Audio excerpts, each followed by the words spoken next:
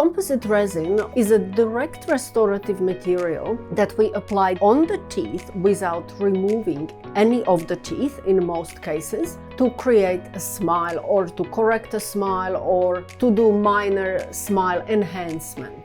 The beauty of it is that it's extremely conservative and it's reversible.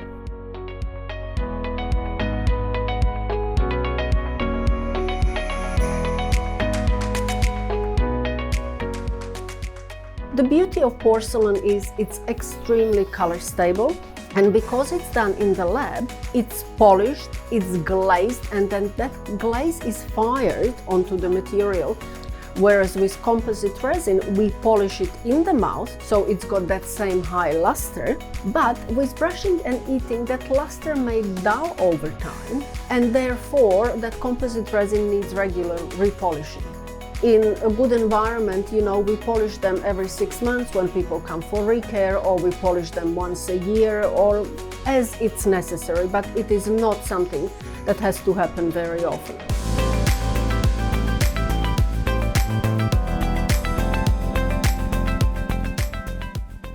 Very often composite resin gets bad reputation or is described as inferior to porcelain because a lot of dentists don't know how to work with composite resin.